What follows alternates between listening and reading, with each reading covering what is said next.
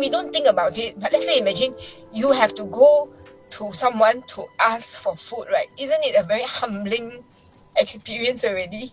So yeah lah. In the past few months, we've seen a glimpse of reality that many of us, our friends, our neighbors, are struggling to get by day. Many of us are left without a job, some left with little to no food for days, or some even having to give up their homes. I reached out to a few NGOs in both West and East Malaysia to share further on the reality of what's happening around us and how you and I can help those who need it most. Wow. So my car is full of like groceries, rice, oil, Maggi noodles, plastic containers, and then the vegetables are all the way at the back. Okay, so my name is Bing. I am running a soup kitchen with my husband. Started with soup kitchen to provide cooked meals, but now for the MCO period, we're running like a food bank as well. Since we opened up our campaign, Food Relief Program, we've received more than 700, close to 800 requests over 3 days. I'll get text messages at 12 o'clock at night, even 3 a.m. in the morning, needing food. It's been bad for MCO. It's been very bad. We hear stories of like 6 months without job, 4 months without job. You never can imagine the amount of messages we got every single day, when it comes to mental health.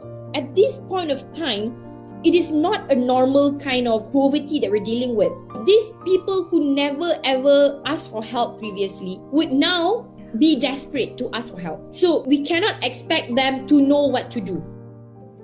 It's always the same case, loss of income, lost job, husband is no longer working. I have 3 kids, my daughter doesn't have milk, for example. B40, M40 categories is all jumbled up. It does not make sense anymore. I've had this pakcik calling me. He's all alone, 82 years old, living in PJ. He lives on eating just powdered Milo, 10 kilogram of that per month, he said, just on powdered Milo. The toughest is actually when people ask for milk for their babies. That's the hardest. Over in East Malaysia, volunteers are trying to reach those in the rural areas and the islands where food banks may not be as easily accessible. Some aid missions can take 24 hours to complete. We're going out to like Bintangor, we're in Mulka, we're helping rural areas in Bintulu, Miri and Cebu as well. These families don't have access to internet. These kids haven't been in school. They don't have refrigeration. They don't have stable electricity. A lot of them don't even have access to clean water. Bayangkan dekat pedalaman yang tiada peluang ekonomi yang besar.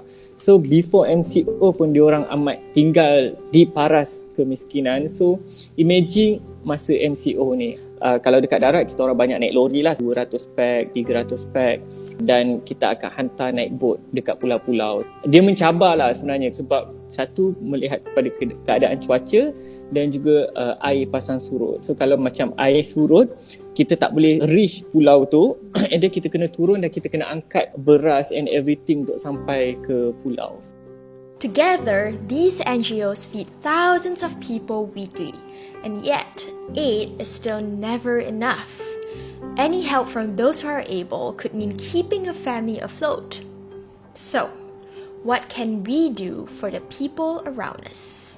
Every family who come to us and ask for help, we will provide at least basic like this.